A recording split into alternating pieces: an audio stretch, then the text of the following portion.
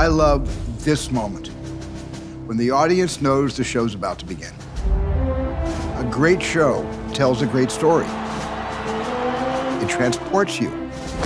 It makes you feel. This summer, one of our greatest stories will be told in a way we've never seen before, when the opening ceremony of the Paris Olympics is staged here on the Seine. The wait is almost over. Well, maybe you saw it all, but today's opening ceremony had so many memorable moments. Really was. From the start, the ceremony featured plenty more than just the parade of athletes down the River Seine.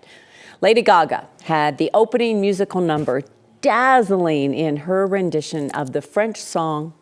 Oh, you mean Mon Truc and Plume? Thank you. She says she was completely grateful and honored to open the Paris Olympics. And while she isn't a French artist, Gaga said she wanted nothing more than to, quote, create a performance that would warm the heart of France. Frequency's weird and, it's sounding a little bit strange. And I'm like, if you don't get this right now, I swear to Lucifer, I'm gonna, I get a little bit mad. Namaste. Namaste. Now, the time has come for us to select one courageous young man and woman for the honor of representing District 12 in the 74th Annual Hunger Games. A couple of anonymous figures also kind of stole several moments throughout the ceremony. One was the secret torchbearer running through Paris and its famous landmarks. At one point, they even ziplined across the river as boats passed underneath. The other was the mysterious horse rider. Which I'd like to share with our viewers now, and that is of that spire, from a ground camera, completely engulfed in flames. As you might imagine, we have hundreds of different feeds which come into our main headquarters in New York, and one after another with different views on this spire, watching as the flames began to lap around its base and then just lick up the outside of it until eventually it was engulfed.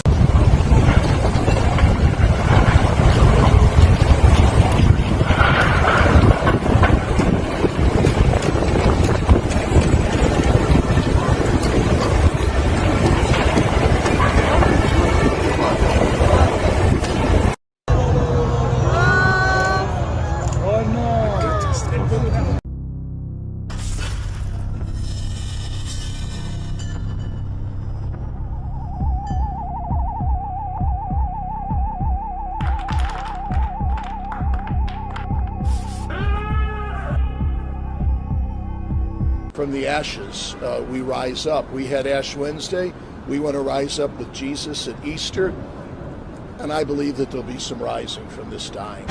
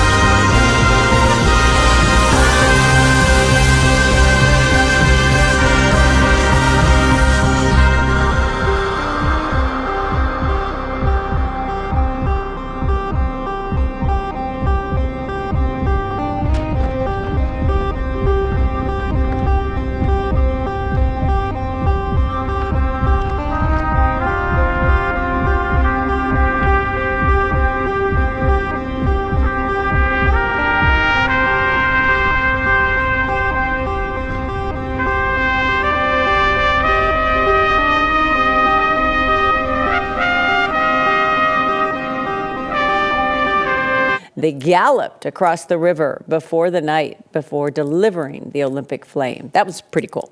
And of course, our American athletes, all smiles. LeBron and Steph Curry leading the U.S. men's basketball team. They joined their fellow Americans, waving, smiling, celebrating, even in the rain. The energy and excitement was visible with the team because they soaked in every moment. Soaked in a lot of rain. Soaked in every moment. The mysterious horse rider, I don't think we really needed to know, but the hooded torch guy, we never got the end of his story? Or her story? I didn't. That story? Did you? We got to talk about this presidential crap just for a moment here. You know, just you older folks remember this, your mothers, fathers have taught you this. I'll tell you who they said wasn't presidential. I don't even know what the hell presidential means, but they told him that he wasn't presidential. And that guy they told, all these people that wanted to say you're not presidential, that guy was Harry Truman. And Harry Truman, with what he did in dropping and having the guts to drop the bomb in 1944, saved billions of American lives. And that's what Harry Truman did, and he became one of the 3 great presidents of the United States. And here's a man who would do the same thing because he's going to become one of the 4 great presidents of the United States. Donald Trump says Anheuser-Busch deserves a second chance. The company became a conservative punching bag after a Bud Light marketing push involving transgender influencer Dylan Mulvaney. Sales plunged. And then yesterday, seemingly out of nowhere, Trump wrote on Truth Social, the Bud Light ad was a mistake of epic proportions, and for that, a very big price was paid. But Anheuser-Busch is not a woke company. Now, here is maybe a bit of context. GOP power broker Jeff Miller announced that he's hosting a fundraiser for Trump. He is also a lobbyist for Anheuser-Busch. Tickets are going for $10,000 each. It's a beautiful day for a joust. Indeed. Sun's out. Got my lucky loincloth cold Bud Light, comfy throne. I don't have the plague anymore. Look, it's the Bud Light. You, hold my beer. You, hold my other beer. Whoops. One more. All right, let's tap this keg.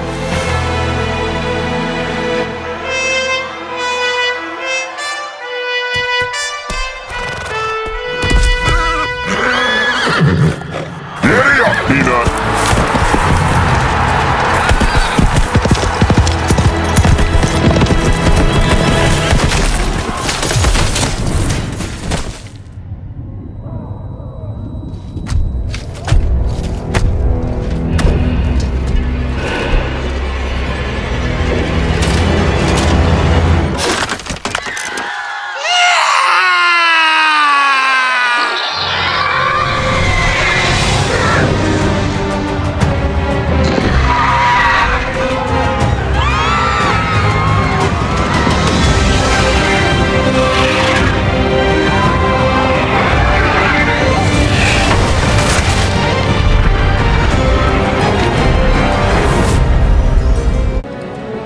I have brought peace, freedom, justice, and security to my new empire.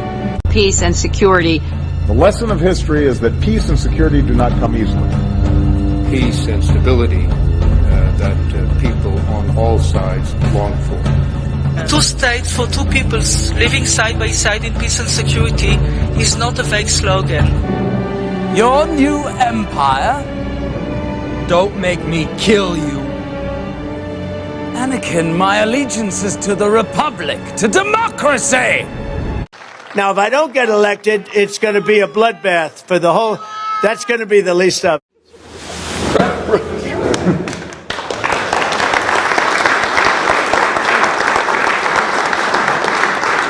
Well, thank you. Congratulations. Fantastic.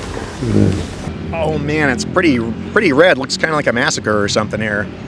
Now, if I don't get elected, it's going to be a bloodbath for the whole...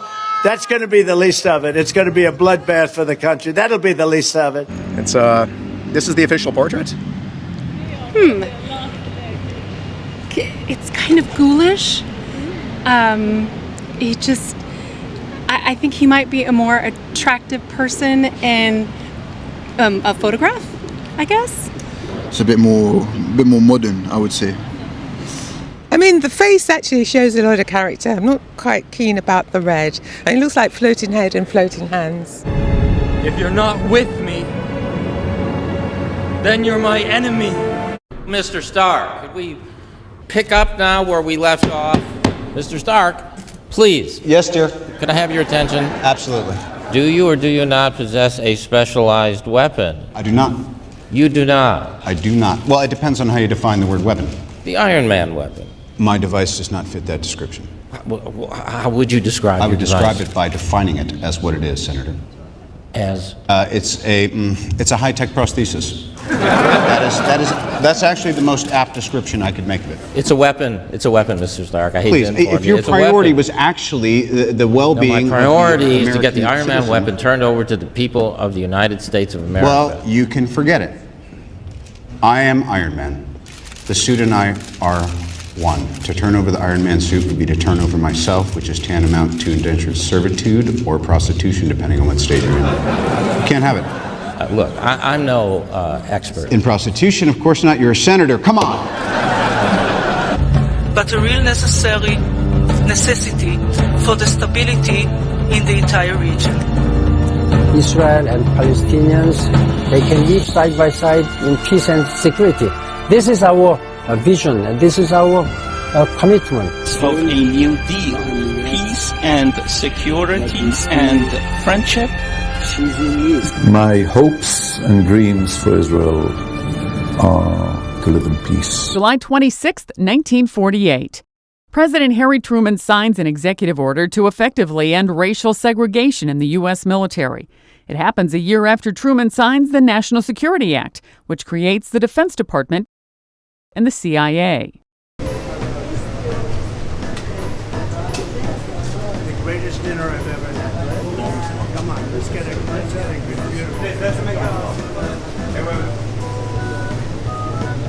I had some family that did stuff for the CIA. Because my dad, he was someone who would do medical procedures on high-level CIA people. Whenever I go to a family reunion, half the people in the room are former retired CIA. I've had family that got like 7 Silver Stars and stuff like that, but it's all classified. Some of the highest decorated people in the country. I was recruited by patriot elements inside the shadow government. Hooked up at the Psych Warfare Center run by the Pentagon at UT. I'm not even supposed to talk about the fact I've been led in there repeatedly. These guys were like colonels in the Army and Air Force generals. 53. Cuando nadie en el mundo habría apostado un centavo por la supervivencia de la revolución. Fidel Castro leads a group of rebels in a failed attack on the Moncada army barracks in eastern Cuba. More than 5 years later, Castro ousts Fulgencio Batista from power and begins his own decades-long rule in Havana. 1952. Eva Perón, Argentina's charismatic first lady, also known as Evita, dies of cancer in Buenos Aires. She was 33.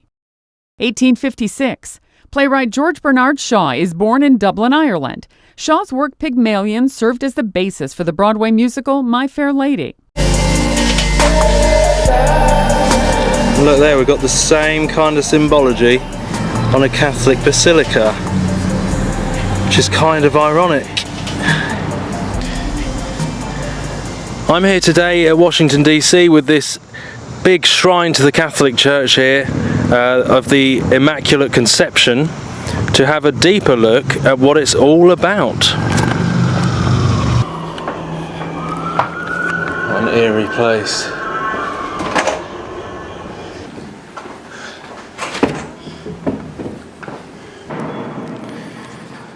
So let's go down into the belly, the underworld, where masses take place, into the heart underneath this, the tomb of this huge temple.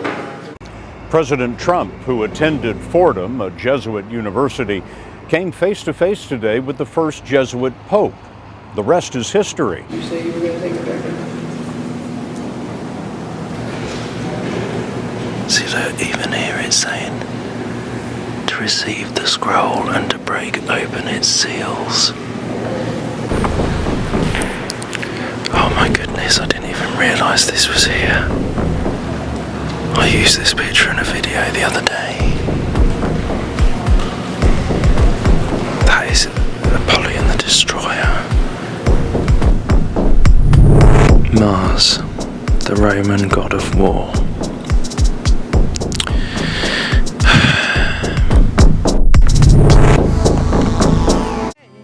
And 1948. You can't always get what you want.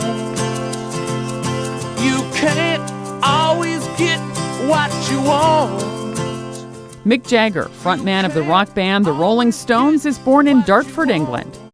There's really no path to the presidency for Donald Trump without the state of Florida, and that's why Clinton and Trump have been spending so many days. To introduce myself, I'm a man of wealth and taste.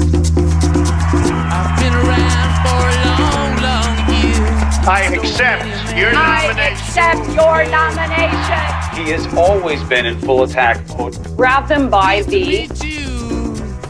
People in the Trump campaign just over the moon tonight. If she can't win Pennsylvania and Michigan, we have a problem. It is possible that Donald Trump might win the presidency. Just call me Lucifer, 'cause I'm in need of some restraint. One of the things that's most important, and John has been talking about this quite a bit, is not just southern Florida, which tends to be Democratic, especially in the southeast, or north. People, I'm standing here at the epicenter of a political earthquake. They said it couldn't be done. They said he didn't have a chance. But it's happened. Donald J. Trump will be the 45th President of the United States.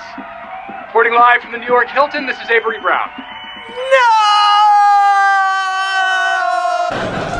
I'm no expert in weapons. We have somebody here who is an expert on weapons. I would now like to call Justin Hammer, our current primary weapons contractor. Let the record reflect that I observed Mr. Hammer entering the chamber, and I am wondering if and when any actual expert will also be in attendance. Absolutely. I'm no expert. I defer to you, Anthony. You're the wonder boy. Senator, if I may well not be an expert, but you know who was the expert?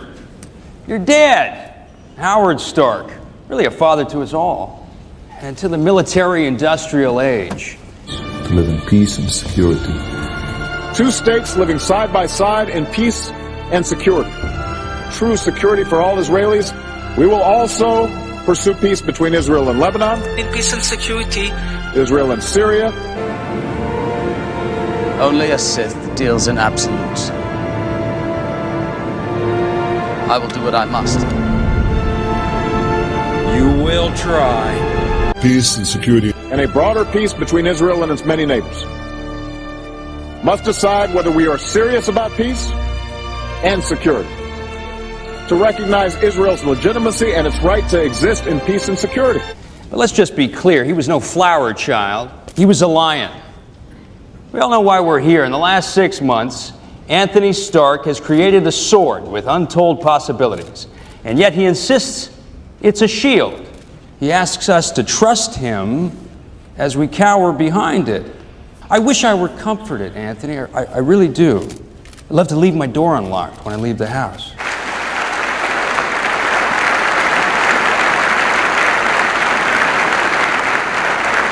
Thank you. Mr. President, Mr. General Secretary, distinguished delegates, half a world away from this place of peace, the firing, the killing, the bloodshed in two merciless conflicts have for the first time in recent memory diminished after adding terrible new names to the roll call of human horror. Names such as Halabja, Medashar, Inshar, and Spinbuldak. There is today hope of peace in the Persian Gulf and Afghanistan. So too in the highlands and coastal cities of southern Africa, places of civil war, places of occupation by foreign troops. Talk of peace is heard. For the first time, the differences between East and West, fundamental differences over important moral questions dealing with the worth of the individual and whether governments shall control people or people control governments.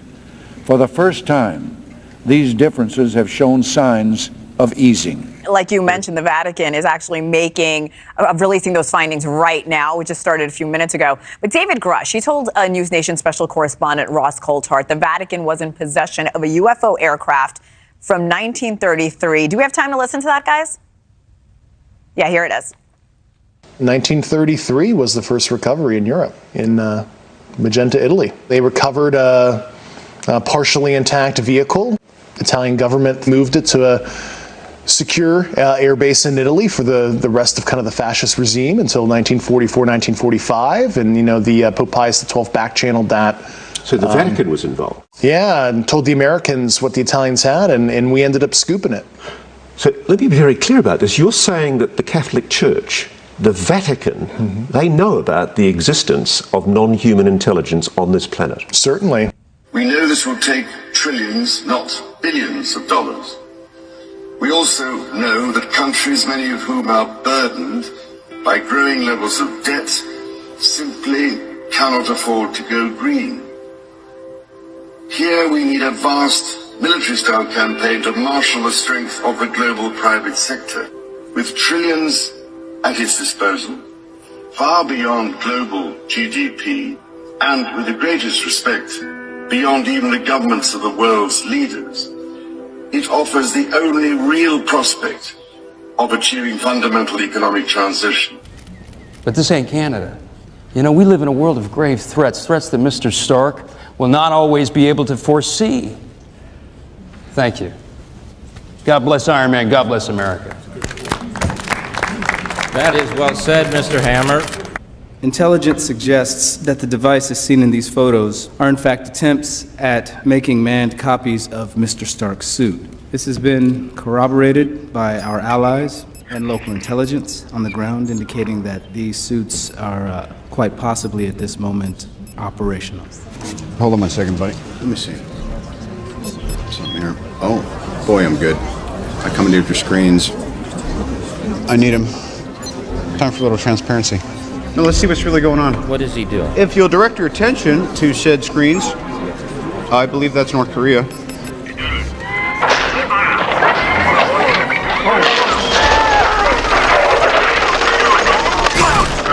you turn that off? The results of that morning in Geneva are seen in peace conferences now underway around the world on regional conflicts, and in the work of the UN here in New York, as well as in Geneva. But Mr. Secretary General, history teaches caution. Indeed, that very building in Geneva, where important negotiations have taken place, the Geneva Accords on Afghanistan, the Iran-Iraq negotiations, for example, we see it today as stone-like testimony to a failed dream of peace in another time. Take it off. Iran.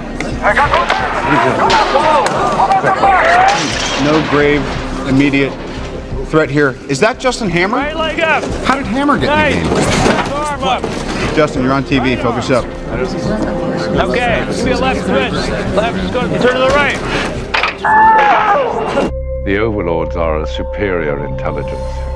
Pretty much the most polite alien invasion story that you will ever witness. They tell everyone to stay calm. We have come to help mankind. We're not conquerors. We're enablers. And then they explain that they're going to create a utopia. They sort out our wars, they cure our diseases. We no longer have to fend for ourselves. Everything's just kind of perfect. Israel's economic and military strength allows us to protect ourselves, but it also allows us something else. To strive for peace with the entire Arab world and with our closest neighbors, the Palestinians. An agreement with the Palestinians based on the two states for two people is the right thing for Israel's security, for Israel's economy, and for the future of our children. What I've seen not just in the Middle East, but also in the world and in life, is that when the forces of good are winning, the forces of evil will try to stop them, and that's really what I believe the terrorist attack was meant to do. I mean, Israel's economy was rocking in terms of all the different growth. It was a very attractive partner to a lot of people in the region. The progress between Saudi Arabia and Israel was progressing incredibly well. And I do think that poses a big threat to the forces of evil. If you have the Abraham Accords continuing and everyone coming together, that's something that obviously people will want to stop. So the attacks were absolutely vicious, terrible, that occurred, and that's really what was meant to be. So still a lot of possibilities for progress and positivity, but right now, obviously, this is a very important moment to see what's going to happen. In light of the attack, the Abraham Accords are more important than ever. Clearly, this is one of the hardest problem sets that's existed probably in geopolitics, but the end state has to look something like this, and it has to have two elements.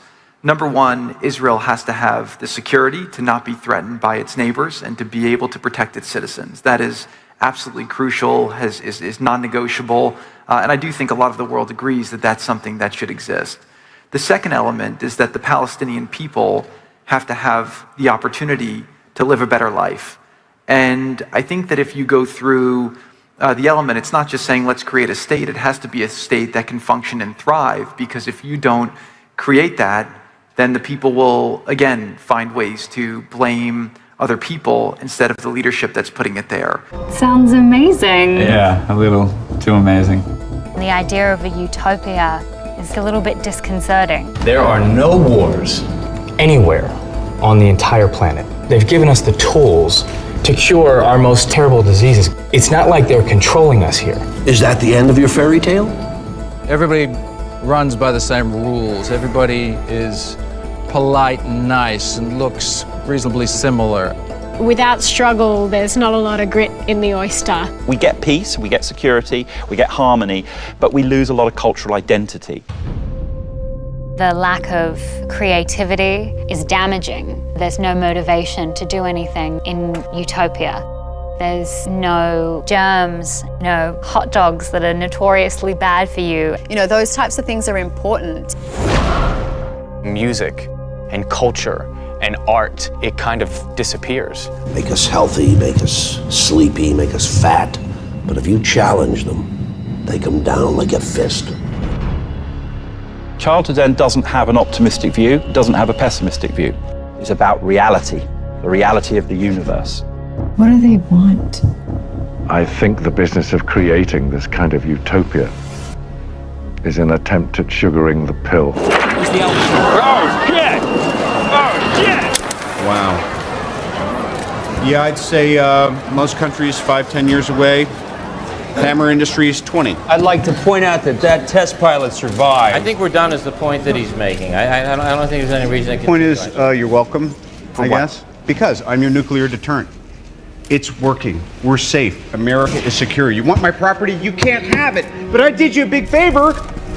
I have successfully privatized world peace. The Palais des Nations was the headquarters of the League of Nations, an institution that was to symbolize an end to all war. And yet today, that institution and its noble purpose ended with the Second World War. Ended because the chance for peace was not seized in the 1930s by the nations of the world. Ended because humanity did not find the courage to isolate the aggressors, to reject schemes of government that serve the state, not the people. We're here today, Mr. Secretary General, determined that no such fate shall befall the United Nations. We're determined that the UN should succeed and serve the cause of peace for humankind. Why are we being kept in the dark?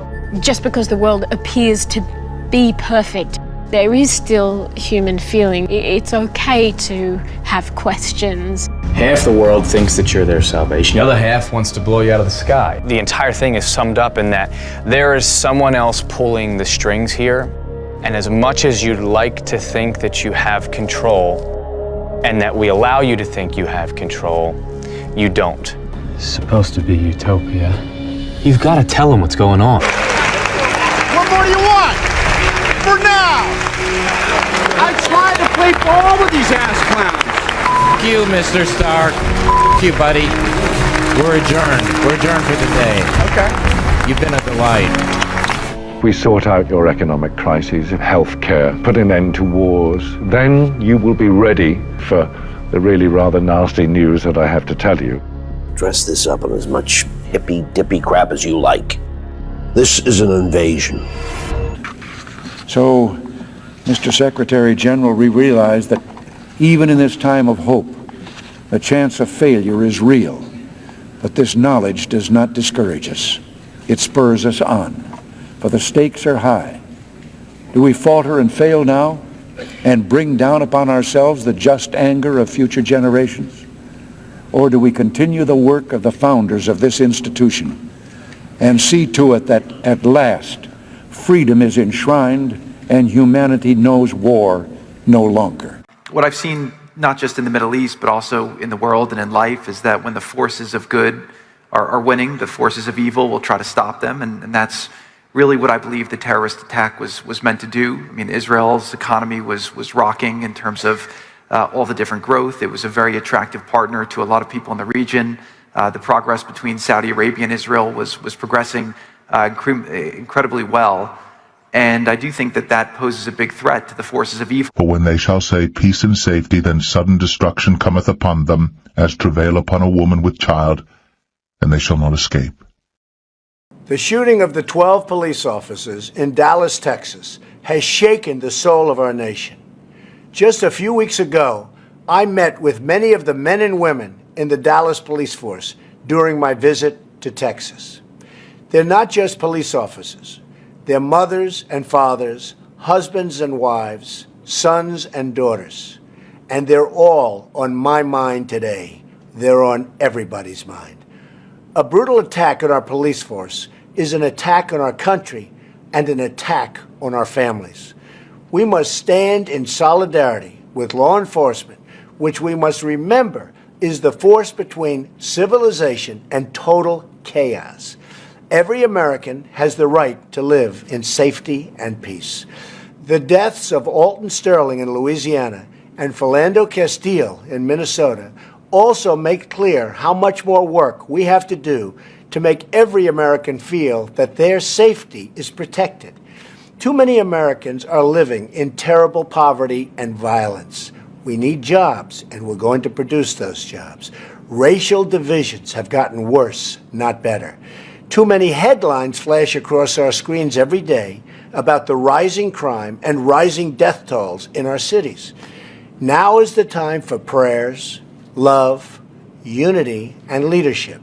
Our children deserve a better future than what we're making them live through today. Well, if you have the Abraham Accords continuing and everyone coming together, that's something that obviously people will want to stop. So the attacks were absolutely vicious, terrible, that occurred, and that's really what was meant to be. So still a lot of possibilities for progress and positivity, but right now, obviously, this is a very important moment to see what's going to happen. In light of the attack, the Abraham Accords are more important than ever. Clearly, this is one of the hardest problem sets that's existed probably in geopolitics, but the end state has to look something like this, and it has to have two elements.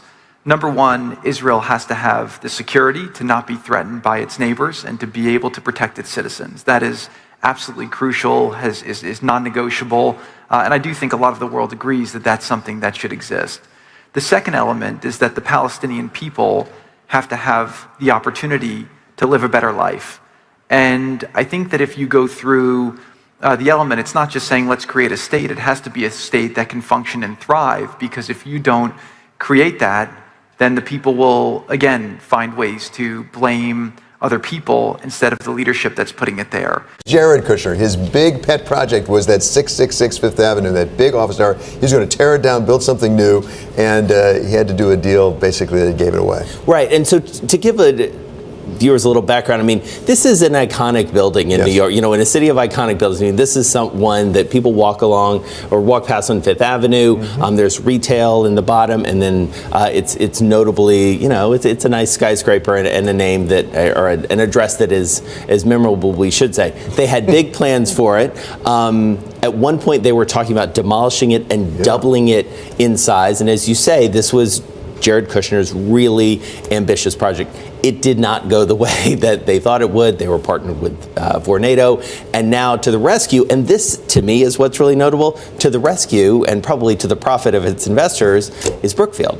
Yeah, Brookfield stepped into it and basically said, we'll take it for a 99-year lease. Right. That's how we will find new pathways to peace and security. That is the work that we must do. In peace and security. Peace and security and coexistence. A movement towards peace. If we have this triangle, economy, security, and peace, then peace can succeed. Supposedly, laws God gave to Noah. If you break the laws, most punishments are beheading. George Bush Sr. signed it into law. He snuck it in with an Education Day recognition bill, recognizing the Jewish scholar who supports living under Noahide laws. For those that don't already know, there is an evil sect of Jewish people that practice the Kabbalah, mysticism, witchcraft. You know, where the tarot cards come from. Tarot cards are like a portable Kabbalah, if that makes sense. Both are hinged by a tree of life. It's a diagram with 10 points and 22 paths.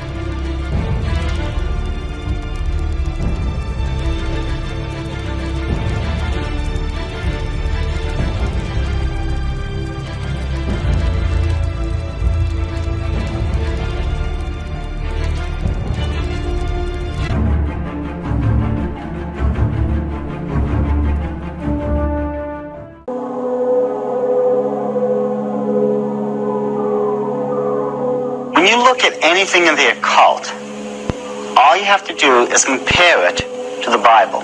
You're going to find out just about everything in the occult was either reversed or perverted from the Holy Scriptures. In the end, you're going to find out that Lucifer has never had an original idea yet.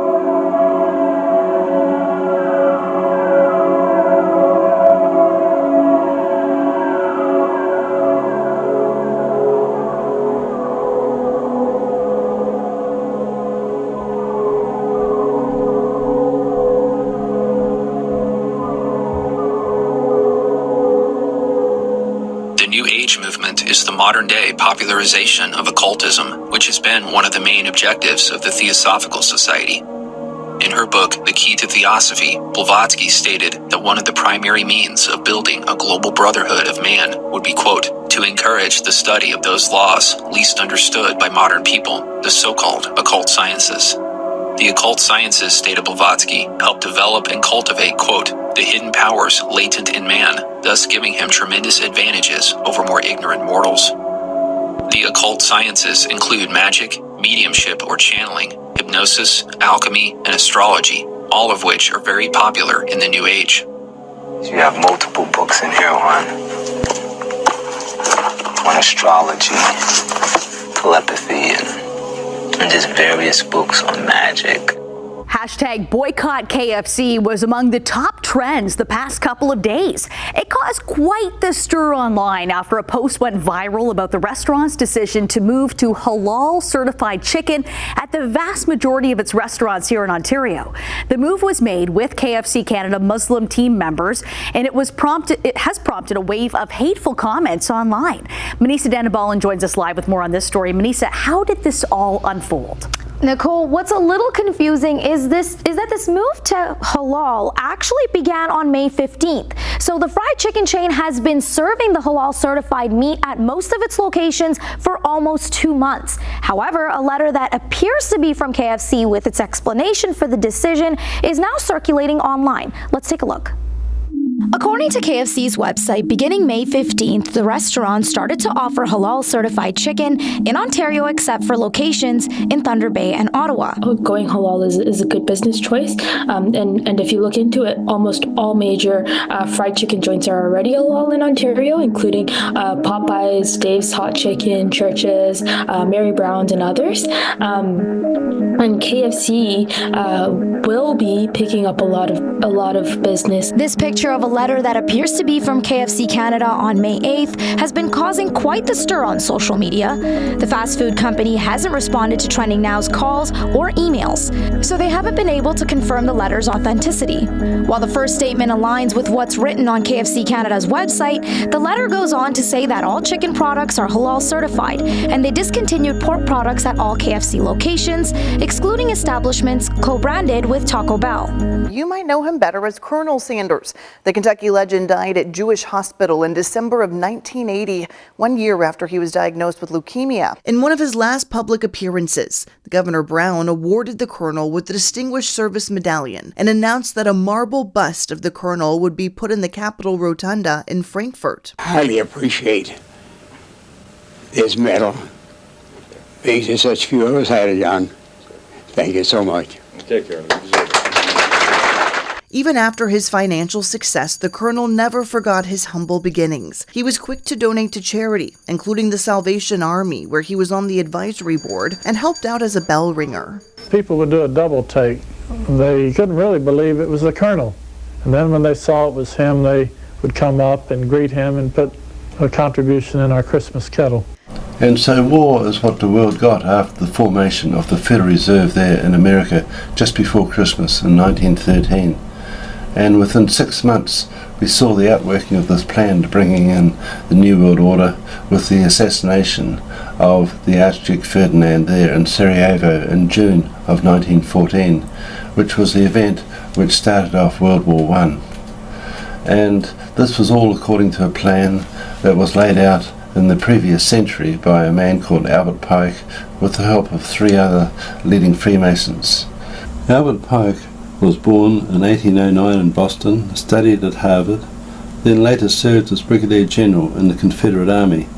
After the Civil War he was found guilty of treason and jailed. He was pardoned by fellow Freemason President Andrew Johnson in 1866, with whom he met at the White House the very next day. The only monument to a Confederate general in Washington, D.C. was erected in Pike's honour. Pike was one of the founding fathers and head of the ancient accepted Scottish Rite of Freemasonry, being the Grand Commander of North American Freemasonry from 1859 to 1891.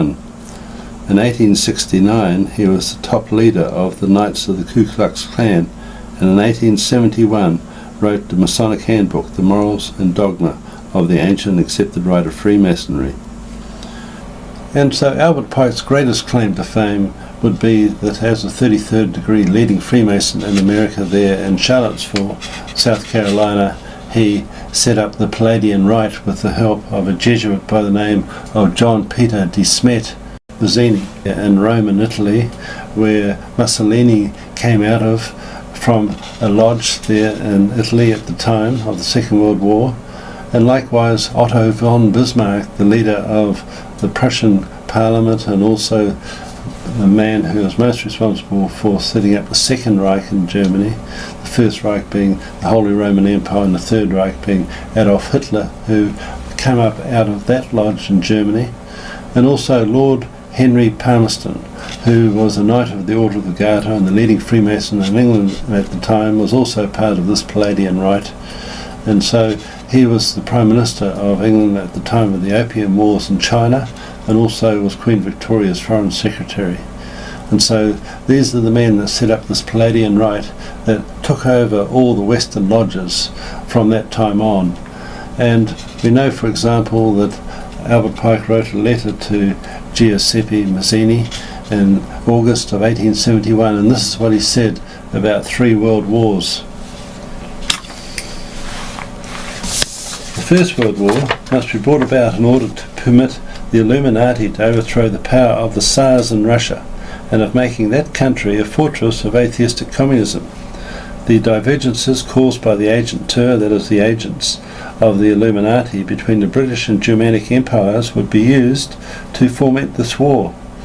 At the end of the war, communism will be built and used in order to destroy the other governments and in order to weaken the religions. And so here we see the outworking of the First World War was in fact the overtaking of the Tsar of Russia, and he was deposed and executed, and communism was established, and Russia became a fortress of atheistic communism.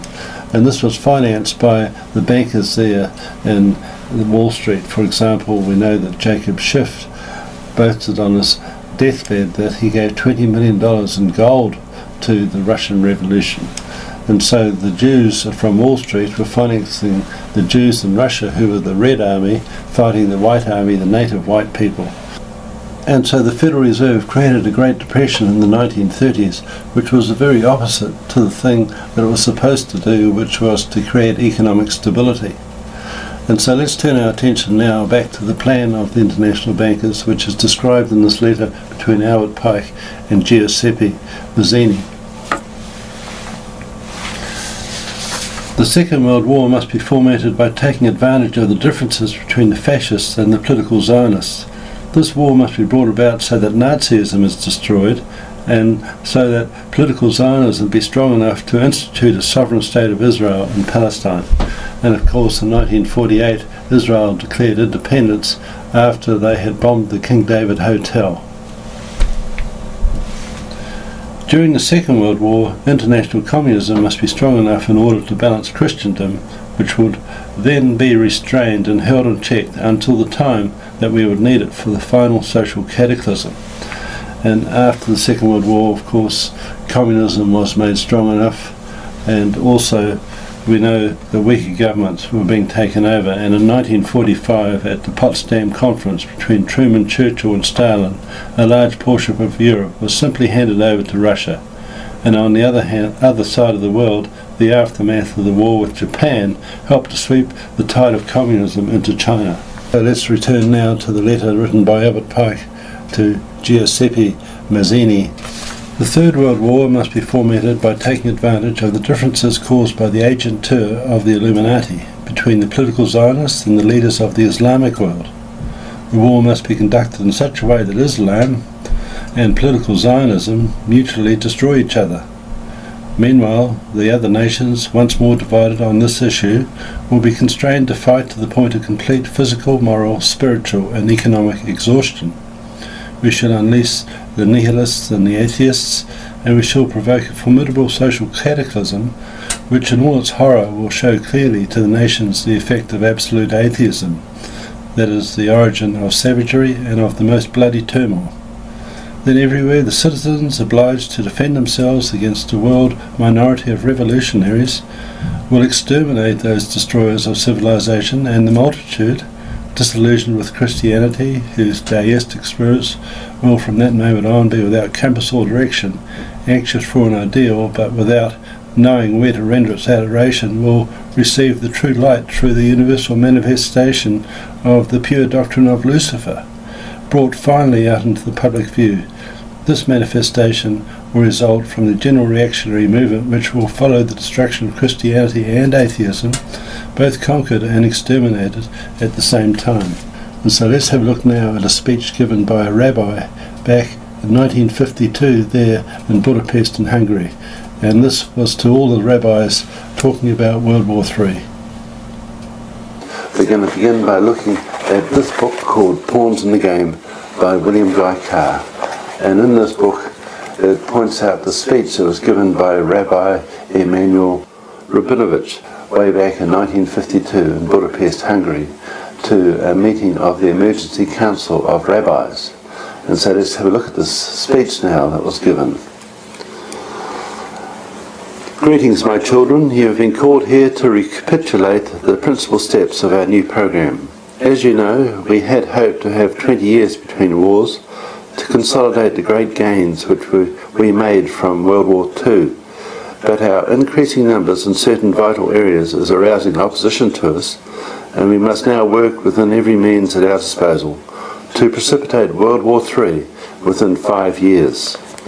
And of course, the Korean War happened 5 years after the end of World War II, and also the takeover of China and the Communist Revolution. And so this is the beginning of World War III. A goal which we have striven so concertedly for 3,000 years is at last within our reach, and because its fulfilment is so apparent, it behooves us to increase our efforts and our caution tenfold. I can safely promise you that before 10 years have passed, our race will take its rightful place in the world, with every Jew a king and every Gentile a slave. Applause from the gathering.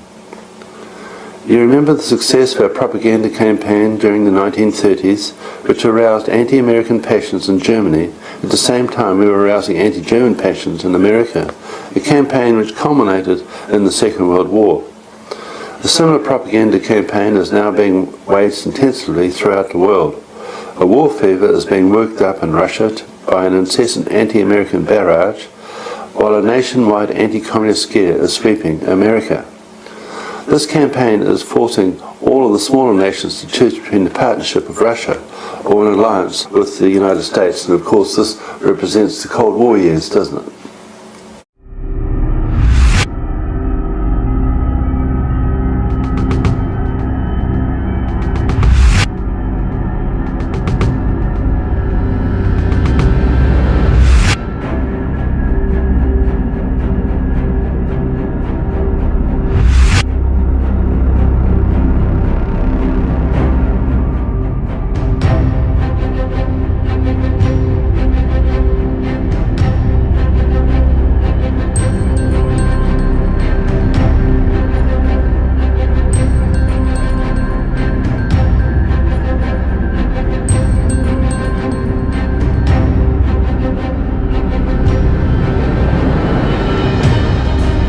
Now asked the restaurant if they in fact removed all non-halal options and pork, but tonight we're still waiting to hear back.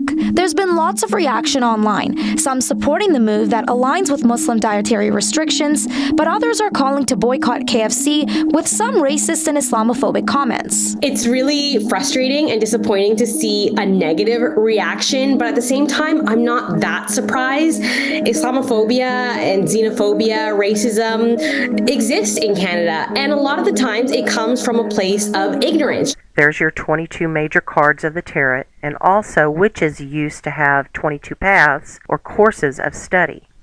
It's all the same old witchcraft, later called Kabbalah or tarot. Kabbalah originated in the 1600s, although they try and convince people it began way earlier. There's a lot of subtlety implied, though. In their rise to position, there's a bunch of ritualistic junk, and then they choose to be a goat instead of a sheep. The evils are all in there, and it's all based on the Old Testament and 12 tribes, you name it, 10 commandments. That makes it even more evil to me. Talk about the deepest depths of Luciferianism. And on the JewishScholars.org website, it talks about peace and love and how they want to implement the Noahide laws into the education systems and charities through the United Nations. The New Age Almanac notes the success of Blavatsky's endeavor to spread occultism in the West. Quote, several hundred new occult organizations can be traced directly to the Theosophical Society. For example, drawing upon the esoteric work initiated by Theosophy, ritual magicians have attempted to attain the mastery of the world through occult means, in a measure only hinted at in Theosophical circles. Theosophy also nurtured a reborn astrology. Beginning with minuscule astrological groups in the late 19th century, astrology made an astounding comeback to become the most pervasive popular occult practice in the latter part of the 20th century. Like the New Age movement, the primary aim of occultism is the pursuit of the expansion or evolution of consciousness and the attainment of Christhood through spiritual initiation. Occultist Rudolf Steiner is a perfect example of this idea, as a collection of his lectures is entitled The Evolution of Consciousness, as revealed through initiation knowledge. Aleister Crowley, arguably the most notorious occultist and Satanist of all time, is an even more profound example of the occult roots of the New Age. Author Nicholas Campion sums up Crowley's New Age lineage and his influence in the development of New Age thought. Quote, There were two important currents of New Age prophecy in the 20th century West until the 1950s. One was embedded in the theosophical and esoteric tradition, promoted by Alice Bailey, Rudolf Steiner, and Carl Jung. The other was magical, promoted by Aleister Crowley, and emphasized paganism and decadence. Crowley's vision of a new global religion, his understanding of all great prophets as manifestations of a single essence, and his desire to restore the West by teaching the East to the West mark him out as an heir to Blavatsky. Crowley's esotericism was by and large unoriginal. However, his most important contribution to New Age thought was to provide a statement of universal rights. Crowley's philosophy was fundamentally New Age. He propounded New Age ideas such as the following, quote, "Happiness lies within oneself. Every man and every woman is a star, and the infinite unity is our refuge. Since if our consciousness be in that unity, we shall care nothing for the friction of its component parts, and our light is the inmost point of illuminated consciousness." He believed that through meditation, quote, "the consciousness of the many may be melted to that of the one, leading to the, quote, expansion of consciousness to that of the infinite," which, as I previously cited, was exactly how Alice Bailey defined the New Age initiation process. Look at the letter at the end and remember the sound it makes. Get ready. Kite. Yes, kite. Get ready to read this word the fast way. Get ready. Kid. Yes, kid. Sound it out. Get ready. Kid. Sound it out. Get ready. Kid. What word? Kid. Yes, kid. Boys and girls, sound this word out. Get ready. What word? Steal. Yes, steal. Read these words the fast way. Get ready. Play. Yes, play. Get ready. Must. Yes, must. Let's read these words the fast way without making a mistake. Get ready. Kite. Yes, kite. Get ready. Kick. Yes, kick. Get ready. Steal. Yes, steal. Get ready. Play. Yes, play. Get ready. Must. Yes, must.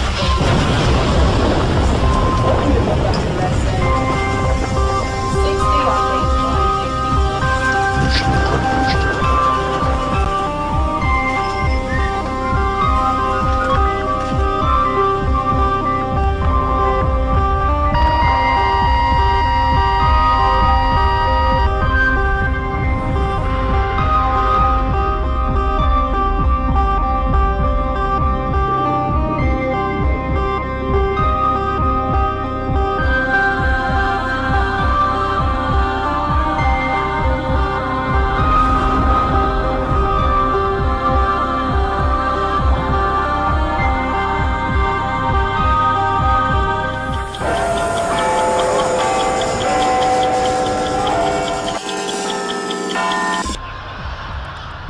Never see it coming.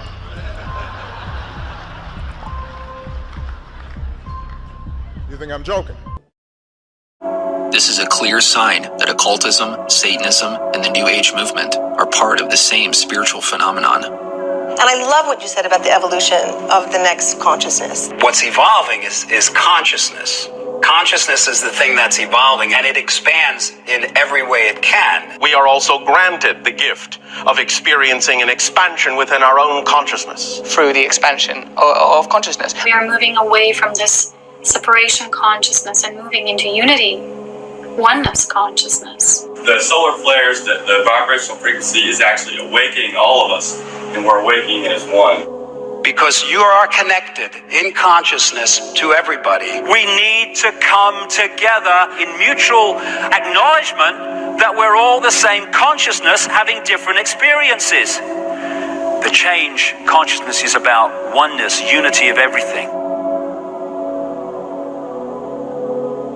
Alice Bailey made it very clear that occultism was the source for her view of the Christ, and she believed that this New Age occult Christ would soon overthrow the Jesus of traditional Christianity. Quote, "It can be expected that the Orthodox Christian will at first reject the theories about the Christ which occultism presents. At the same time, this same Orthodox Christian will find it increasingly difficult to induce the intelligent masses of people to accept the impossible deity and the feeble Christ which historical Christianity has endorsed. Occultism presents a Christ who is present and living, who is known to those who follow him, who is a strong and able executive and not a sweet and sentimental sufferer, who has never left us, but who has worked for 2,000 years through the medium of his disciples, the inspired men and women of all faiths, all religions, and all religious persuasions, who sees divinity in them all, and who comprehends the techniques of the evolutionary development of the human consciousness. These ideas the intelligent public can and will accept.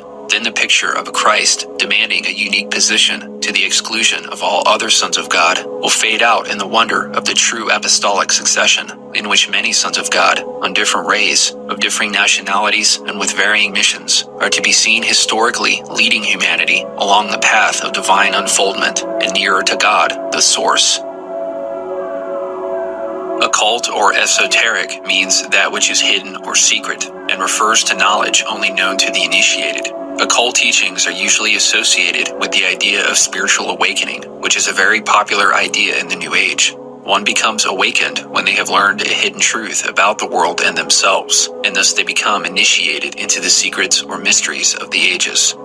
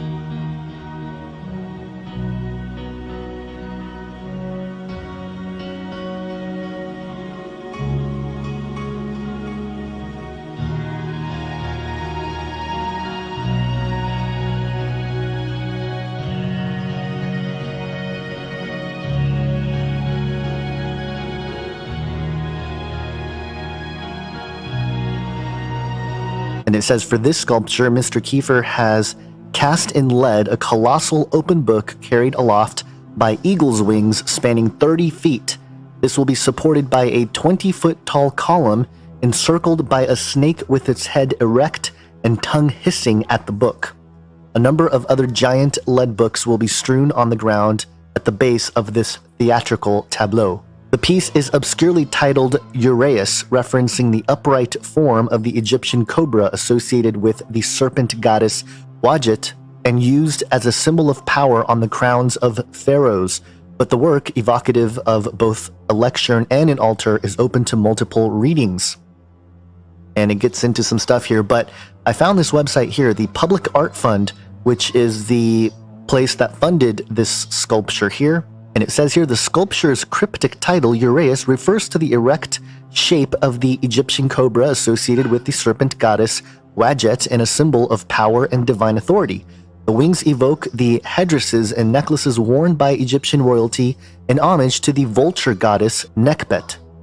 Wadjet and Nekhbet were the guardians of Lower and Upper Egypt, respectively, and following ancient Egyptian unification, became the joint patrons of the civilization. When conceiving this monumental sculpture, Kiefer was recalling Friedrich Nietzsche's famous philosophical work of fiction, Thus Spoke Zarathustra, from 1891, with its ideas of the will of power, the death of God, and the Übermensch, or Superman, as the ultimate aspiration of human beings. Nietzsche described Zarathustra thus, quote, "This book, with the voice bridging centuries, is not only the highest book there is, the book that is truly characterized by the air of the heights. The whole fact of man lies beneath it at a tremendous distance. It is also the deepest born out of the innermost wealth of truth, an inexhaustible well to which no pal descends without coming up again filled with gold and goodness." In Kiefer's imagination, word and image, sacred text, and icon have the power to soar upwards, transcending reality and offering hope of redemption. We've been saying this the whole time. They're looking for redemption without Jesus Christ, redemption through the hands of man, not from God. So this has always been the occult promise. They're at it still. They've been at it for centuries. I think they're getting a lot closer, and that's why they're starting to become even more bold in proclaiming these pursuits out in the public like this, especially at the Rockefeller Center here. Uraeus is both gigantic lectern and altar. You see that, guys? They say it's an altar. They just straight up say this is an altar to an Egyptian goddess. The presence of the snake that insinuates itself at the foot of the column introduces an element of danger and death, as if the monument is being undermined. Yet in more than one mythology, the serpent is a creature of wisdom and secret knowledge. Kiefer's wide-ranging art, which embraces historical memory, politics, religion, and myth, is layered with such multiple meanings and paradoxes. So again, admitting it's an altar, admitting that the serpent actually represents wisdom and secret knowledge, which it does for certain traditions, but that's what they're trying to push for at the Rockefeller Center. And so they're not even shy about this, guys. This is occult architecture being just placed right in front of us. And, you know, those folks who don't know any better, who live in that community or whatever, they're going to celebrate it and be a part of this and whatnot. I think there's a lot of symbolism going on here. And look at this picture here, how it aligns with the building here. I mean, this is all about ascension. This is all about an upward mobility of human beings and, you know, becoming gods. It says here in this Gagosian article, Anselm Kiefer's monumental body of work represents a microcosm of collective memory, visually encapsulating a broad range of cultural, literary, and philosophical allusions from the Old and New Testament, Kabbalah mysticism, Norse mythology, and Wagner's Ring Cycle to the poetry of Ingeborg Bachmann and Paul Celan. And of course, the idea of a serpent going up the staff represents the Kundalini, spiritual ascension into the crown chakra, and then, you know, you reach enlightenment. This sort of practice and teaching is pretty much the religion of the elite, so it's no surprise here that they're representing this here. So anyway, I just wanted to bring that to your attention. Really, the New Age movement is an old philosophical movement, but I feel like even though we've been talking about it and exposing a lot of it for years here, we have to keep doing it because, again, it really truly is the religion of a lot of these folks in the elite, and they do push that ideology upon the masses. So stay watchful, stay vigilant, be sober-minded. Have an awesome day, guys. God bless. It's a spear. And at the very tip of that spear is one of Satan's little monuments, one of his little vanities. called the Grand Army Arch. Now, you tell me, folks, what you're looking at here, okay? We got our 2 pillars, very grand, mind you. These are not small things. This is a person down here, with what they will tell you are eagles on globes on either side. Do your research. With the rider on the chariot and all manner of things up here that you just need to research for yourself. Please, please do it, because this is important. This is how Satan operates on this earth. Now, if you look just beyond that arch, there's another monument here. It's a fountain, and it's got all kinds of neat little sculptures in it. That's Poseidon, and notice the trident. The same trident that we find out here in New York Harbor, right next to Sandy Hook, with our devil. The point I want to make is, if we go right from this cow, and we go straight through that arch, right by our Poseidon monument, we wind up right over, almost precisely, at the Trump Tower. Okay? 6 hours, 42 minutes, 12 seconds. That's 1 hour. It leads you here, despite your destination. Under the Milky Way. 20 days. 6. Basic principles of time travel are there. That's one. Your portal vessel can be just about anything, most likely a spacecraft. Like a DeLorean. You know, I love that movie, the way they shot it. It's so, like futuristic, you know? 6 hours, 42 minutes, 12 seconds. Is when the world will end. And it's something quite peculiar. 28 days, 6 hours, 42 minutes, 12 seconds. That is when the world will end.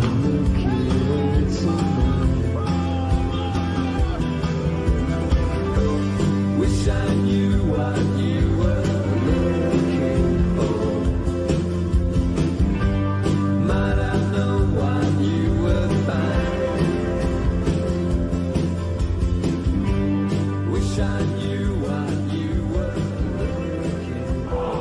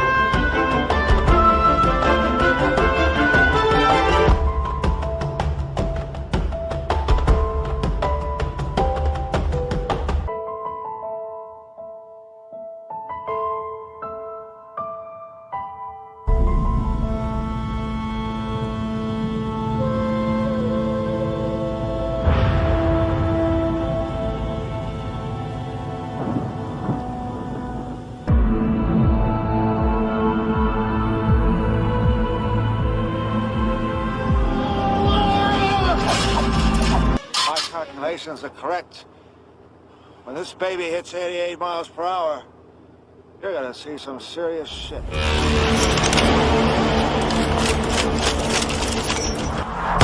But a bright line in the sand, and we will protect you, that I can tell you, and we will say enough is enough. But what happened last week when they took a shot at my hero and they tried to kill the next President of the United States?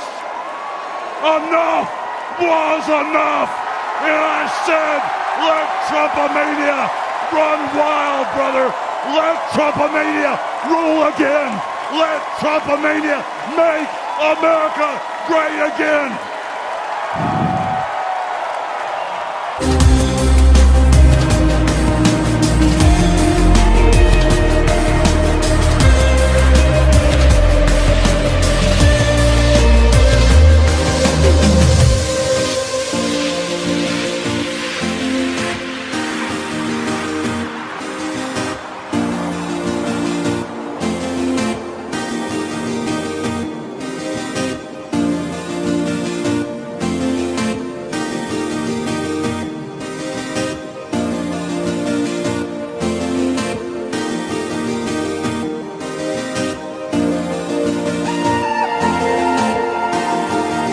A future that Ernest Cline, the writer of the book, envisioned.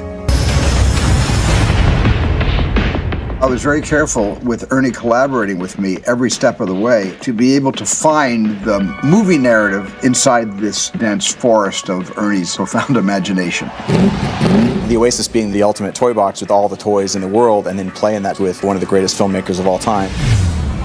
It results in just amazing action and such a fun adventure. Ernest Cline is such a visionary, and I think has seen the future before any of us possibly could even imagine it.